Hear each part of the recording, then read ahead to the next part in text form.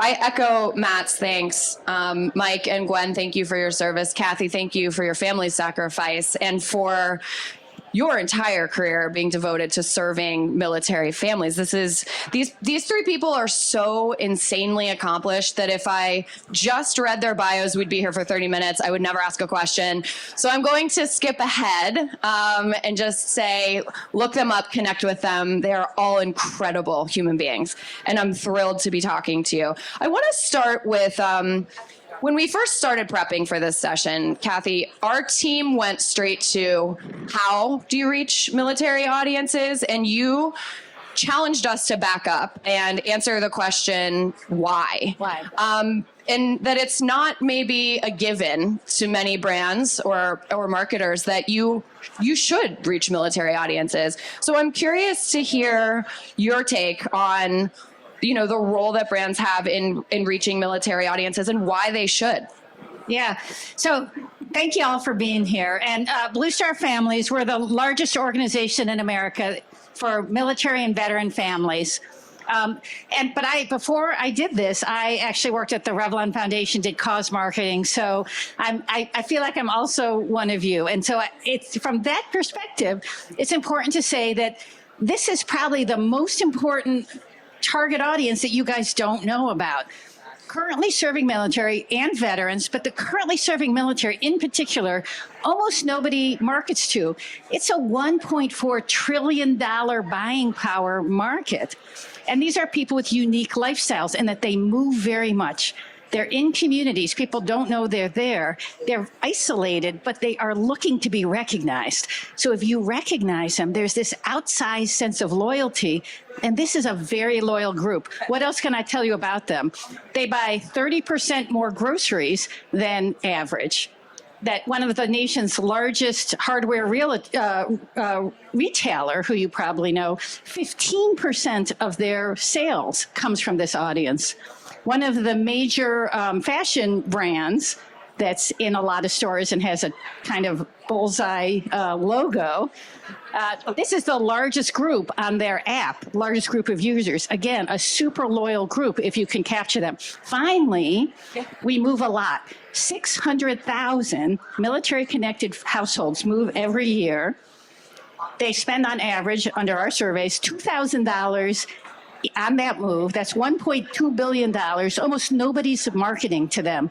Who buys in these households? Predominantly women. So it's a huge opportunity. And not only is it an opportunity for you, but it's an opportunity for us, because when brands recognize our community, we already feel a better sense of belonging. So everyone wins. Gwen, I'm curious to hear, having served yourself, you have good first-person lived experience here. When I think about where military families are living, I immediately summon, like, they probably predominantly live on base. Is that true?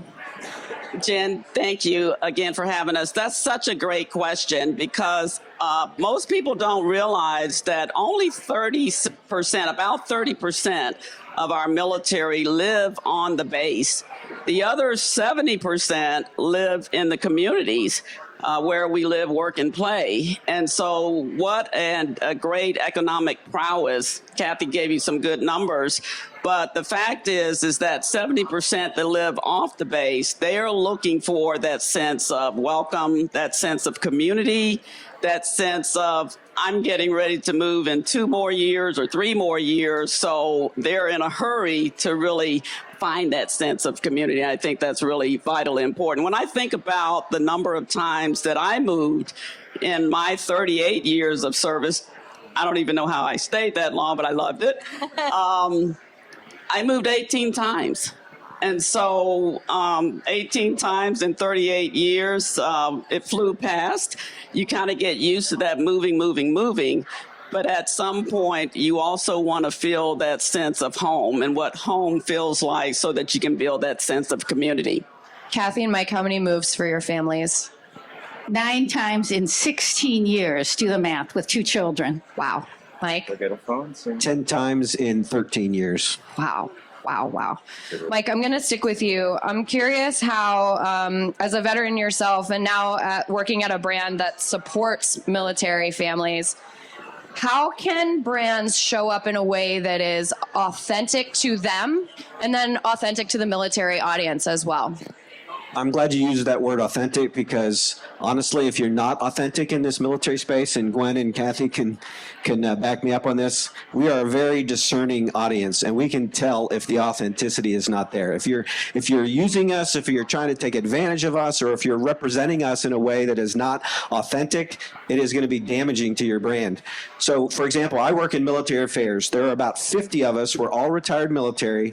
We have a combined military experience of more than 1,400 years. So we are a strategic differentiator for USAA. We serve the military community, about 13 million members. But one of our key jobs is to review every single piece of marketing that leaves USAA. And you would think that a company like USAA that has been around for more than 100 years would know that, right? But we still put marketing material out there that misrepresents the military community. Just slapping a uniform on somebody with a 5-day growth of beard and long hair, that's not authentic. So it's very, very important that brands, if they want to reach the military, you have to be authentic, get to know them. Some of Kathy's greatest work at Blue Star Families is to help us reduce the military-civilian divide. Less than 1% of people, U.S. population serve in the military. There's like 1.2 million serving in the military right now. So there's a divide, because most of America doesn't understand the military audience. And really, that's one of the reasons I wanted to be here today, is to help bridge that divide. Kathy, a little more. You have some incredible stats around who is our active serving military. I think, again, the theme is myth busting today. If we conceive of who we think of when we think of military, maybe we think of a white male adult. Who is that right? Who else is serving? Yeah, it's a really diverse group. So first of all, who thinks that there is are military connected folks living in your community? Raise your hand if you think you got military folks in your community. Yeah, great. So everyone's hand should be up, because our Guard and Reserve, we have a total force. It's not just active, but it's Guard and Reserve. 40% of our deployed are Guard and Reserve. They're in every zip code. So that's one myth. The military connected folks are everywhere. Second thing, they're diverse. Not only are 30% of those in uniform from non-white populations, diverse populations, but we intermarry at a higher rate. 25% of military families are in a mixed race family. So you're dealing with a very diverse population. They are young, they're Gen Z and upper millennials, and they are ideologically diverse. They're every religion, they're every economic background, they're every political ideology, harmoniously. So it's a great way to kind of be to capture the whole country in a little microcosm. I'd love to stick on the topic of diversity. And Gwen, again, I think coming from your lived experience having served, I'm curious how you recommend marketers approach diversity and inclusion in their brand messaging when they're trying to reach a military audience. Yeah, that's a great question. And I really like, too, what Mike said. But if you think about approaching diverse populations and people of color, one of the things that I have done just over my 38-year career, it's important to take care of those basic needs, like, okay, find a hair care or a hairstylist, a barbershop for my husband and children. With that comes the ethnic products that for hair and skincare and barber. I also think this is a great opportunity where you could probably survey even those local communities to find out what the needs are of those communities. Like the Asian populations, my neighbor is from Korea right now, and she uses H Mark that I came to know about here in the city of Austin. And that's where she buys a lot of her spices and seasonings. One of the things that you might not know is when we move, Kathy talked about 600,000 people moving every year.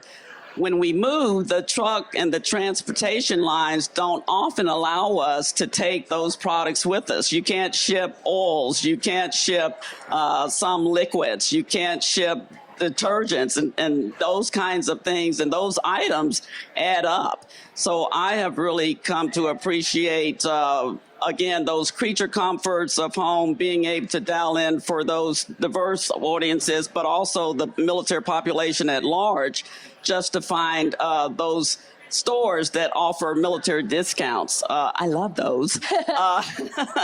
Lowe's, Home Depot's, 10%, 20%, show me your ID card and you get that. Well, those add up. And because every 2 years, maybe 3 if you're lucky, you're moving, think about the costs associated with trying to replenish things out of your pantry, out of your cupboard that you couldn't do otherwise. So to your question, I think about those ethnic type products that you would want to be able to go after. The key, I think, is consistency. So I found it in Fort Pick-a-Place or Base Pick-a-Place. When I'm reassigned now 2-3 years later, I want to be able to find that same brand because now I've fallen in love with it. You market it well, but are you marketing it everywhere that our service members are assigned? And I think that's a big key. We came to know one another because Nextdoor works with Blue Star families and USAA, and you shared a really heartwarming story about having moved into your neighborhood, and I'm going to do a shameless Nextdoor plug. Can you tell us about how Nextdoor played a role? I can. When we moved to our last stop, where we finally were going to open all those boxes that we had been just moving from base to base, and Mike, you know this well, and Kathy, we moved up, had a big moving van to deliver our furniture and whatnot. The neighbors came over bringing us delicious meals, and we always appreciate those random acts of kindness. But one of the neighbors said, "Hey, do you know about Nextdoor?" And I said, "No, I don't know Nextdoor." And she told me how to get in on the app. So I dialed up the Nextdoor app and introduced myself to my specific community, that my husband and I were retired military coming in and settling into the community. You cannot begin to imagine how many people reached out to us with welcoming comments saying, "Welcome, we're glad you're here. Do you have any kids?" They just really opened up their hearts and their homes, and we were just so grateful. So now I'm telling Nextdoor story at other places they don't know about, just to as a medium really to connect these kinds of populations. And from a military perspective, who wouldn't love that? Because you can find so much interesting information, pet sitters, babysitters, et cetera, on these that website. Could I jump in on that? Please. You know, you may not know, but Nextdoor was actually on our wish list for a while to get to, because our surveys show that 70% of military-connected people don't feel a sense of belonging in the communities where they live. And those 70% who feel isolated, all the bad things happen to them. Financial insecurity, because you find jobs through people you know, anxiety, depression, even suicidal ideation. The ones who feel a sense of belonging, all the great things happen. Well, how do you find belonging? Do my neighbors even know I'm there? Yeah. Can they help me with my challenges? And how can you find your neighbors? Well, Nextdoor. And so that's where the partnership with Nextdoor, the ability to communicate really where people live, is what counts. So everything you are all describing is about supporting and connecting, and it's our ethos too. We share that value so much. And I'm curious, Mike, as a financial services provider, there's obviously a lot of utility in what you guys do. A lot of it is a real service to the sense of community for military and ex-military. So it's financial literacy, it's family support, it's recruitment and job placement. Can you talk to me a little bit about how, as a brand, you're really making an impact in people's lives and their communities? Yeah, let me start with the employment placement, because that's one of the areas that Kathy at Blue Star Families and we work very closely together on. So there's been recent surveys, and 80%, it might have even come from your survey, but 80% of military families say that they are stressed financially. right? So that stress creates the things that Kathy talked about, suicide ideation. So it's very important for us to make sure we understand the needs, the fears, the challenges of our military community. And from an employment standpoint, military spouse underemployment and unemployment has been a significant issue for the last 20 years. Sometimes unemployment rates as high as 22 to 24%. So at USAA, we've established ourselves as a national role model. We want other companies to follow us in hiring what we call military affiliates. Military affiliates are veterans, members of the Guard and Reserve, military spouses, domestic partners. So we have set a goal that 25%, we want our employee population, which is now at 37,000, we want 25% of our employees to be military affiliates. Because if you think of who we are, formed by the military to serve the military, how great is it that your employees understand that the members that they're serving, right? So we're working very closely for the unemployment. And as Kathy mentioned, it's a diverse community. If our DE&I goals are significant, we're going to achieve those goals by hiring military affiliates. So that's one area. Other support, we made a commitment probably 8 years ago. Our CEO committed that 1% of our pre-tax income would go to philanthropic support. In 2023, that was almost $50 million. So $50 million of USA's philanthropic commitment is out there. 60% of that goes to the military community. And that's important because there's studies out there, CECP, which is Corporate Executives for Corporate Philanthropy, only 8% of companies contribute a significant amount of money to the military community through nonprofits. There's more than $60 billion out there that companies have already committed to giving back to the communities they serve, but only 8% are given to the military. So we want to lead the nation in helping other companies realize that they need to start giving back to the military community. And that's direct support through sponsorships, through funding the Blue Star Family's military lifestyle survey. So we are very, very committed to doing that. It's part of who we are. Our brand signature says we know what it means to serve. So if we're not out there serving our military members in the communities where they live, then we're not living up to our brand signature. So we know a lot more about this audience now. We know they're eager for community and connectivity. They're eager for resources. They're young. They're diverse. Talk to me, each of you, if you would, about the role that social media specifically plays as this audience is young and on these platforms. How do you reach them using social media, and is that important? Kathy, I'll start with you. This community is primarily on social media because they're so highly mobile. So they are higher social media users and have been since 2009 when Facebook became a major player. This is how people stay in touch, find each other, stay in touch. They're active users. They use apps. They are young. They stay in touch with each other. They stay in touch with the people they leave before. We should mention 30% of the people in uniform are female now, and that number continues to grow. I love that stat this week, especially. Thank you. That is way more women serving than I realized. Yeah. Everyone, yes? Wow. Okay, Gwen and Mike, any insights on social media? Yeah, I just want to echo what Kathy said, and I'm sure Mike will say the same thing. Social media is where they find a lot of information, and that information that really appeals to them where they are. So meeting them where they are, you know, it's almost like a life cycle of the military person and their families. 38 years ago, there I was, no kids, and then over time, I ended up having 2 kids, and now we're retired here in this area. And so being able to reach them on a level for what they understand, for where they are in that moment in time of their own careers, I think is vitally important. And I think from a messaging perspective, that's one sound way of being able to reach out to them so that they continue in their own life cycle, if you will, of military service. Mike, as a brand, I'd be really curious. Oh, yeah, this is a significant focus area for us. So the social media, we've got a separate social media team, and they've created the strategy. So if you think of the current channels that are out there, right? I'm a grandpa, so I use Facebook. That's where I get all the pictures of my grandkids. But we're on TikTok, we're on Insta, we're on Twitter, we're on all of the social media platforms because that's where our members are, the younger members. You're on right? Nextdoor. And those younger members are the ones who need the financial advice and direction and financial readiness training. So it's incredibly important for us to be in those channels.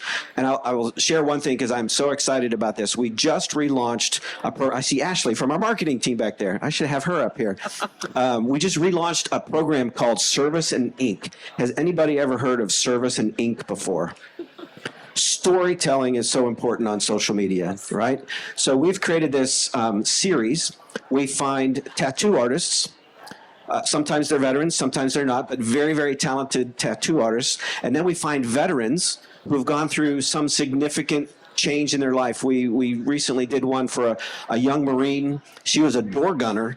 Her helicopter crashed. She lost her leg, and she wanted to get a tattoo for the rest of her crewmates. She was the only survivor of that helicopter crash, right?